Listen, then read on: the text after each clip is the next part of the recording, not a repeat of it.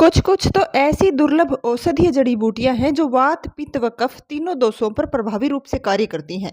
बीमारियां तो दूर करती ही हैं, साथ ही शरीर को अनेक तरह के फायदे भी पहुंचाती हैं। जय हिंद। मेरे चैनल स्वर्ण आभा में आपका स्वागत है।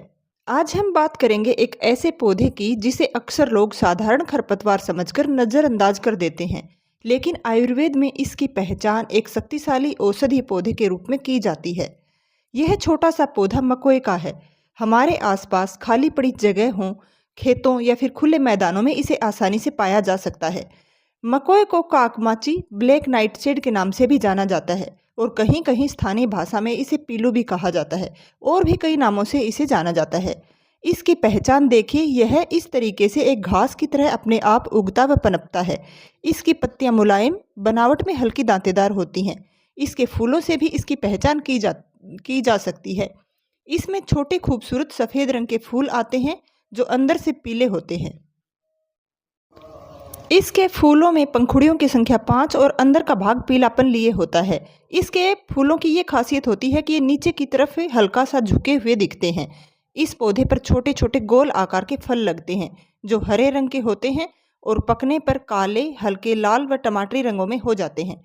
जो इस पौधे की प्रजातियों की भिन्नता, वातावरण का प्रभाव व पकने की स्थिति पर भी निर्भर करता है।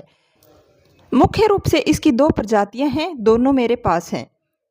इसमें एक के फल टमाटरी रंग के होते हैं और दूसरे के डार्क कलर के होते हैं। शुरुआत में दोनों ही हरे दिखते हैं, लेकिन जैसे जैसे पकने लगते हैं एक के फल तुरंत ही चॉकलेटी कलर के होना शुरू हो जाते हैं और जो दूसरा पौधा है उसके धीरे धीरे हल्के हल्के लाल और फिर टमाटरी कलर के हो जाते हैं। बहुत ज़्यादा पकने पर हल्का सा डार्क भी होते हैं, लेकिन मुख्य रूप से इसके ये 2 प्रकार पाए जाते हैं।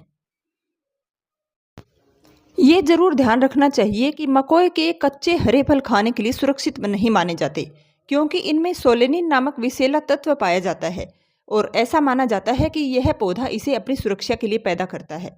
इसके पके हुए फल ही खाने योग्य और औषधीय उपयोग योग्य माने गए हैं।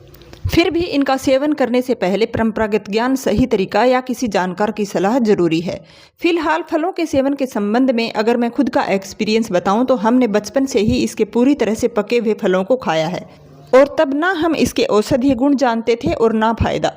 लेकिन आजकल एनवायरनमेंट वैसा नहीं रह गया है। ये पौधा कैसी जगह पर लगा हुआ है, आसपास में किसी केमिकल वगैरह का छिड़काव ना किया गया हो और प्रदूषण वगैरह भी, सब चीज़ें इस पौधे की गुणवत्ता को प्रभावित करती हैं। तो इसके सेवन से पहले इन सब चीज़ों का ध्यान रखना चाहिए।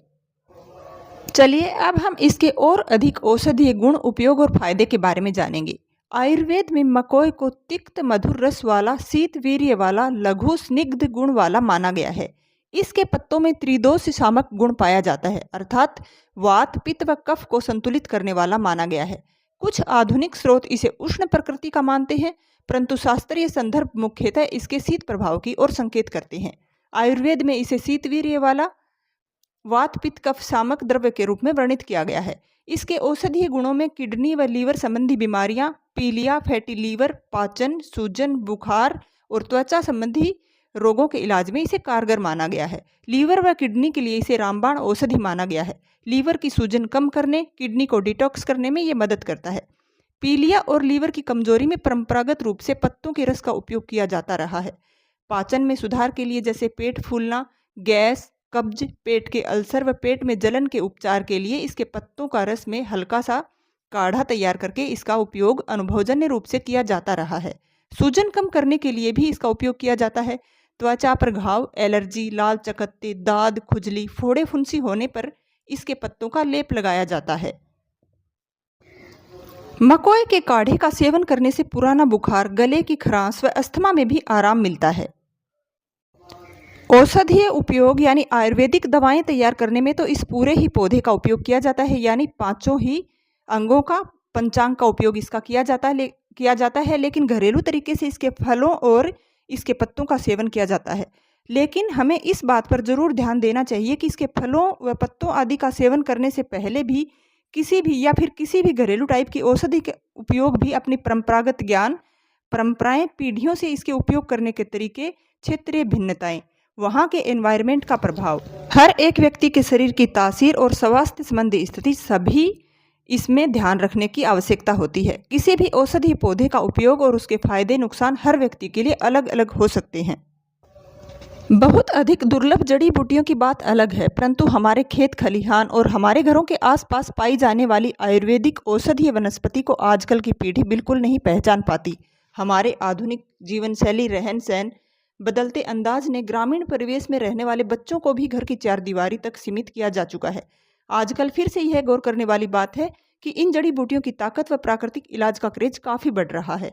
हमें अपनी अत्यंत गुणवान आयुर्वेदिक चिकित्सा पद्धति व औषधीय वनस्पति और घरेलू पेड़ पौधों से अपनी युवा पीढ़ी को परिचित कराने की जरूरत है।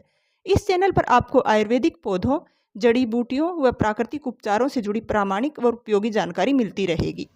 ऐसे ही विषयों के लिए मेरे चैनल से जुड़ें, अपनी राय साझा करें, वीडियो को लाइक करें और शेयर भी कर दें और मेरे चैनल को सब्सक्राइब जरूर कर लें। धन्यवाद।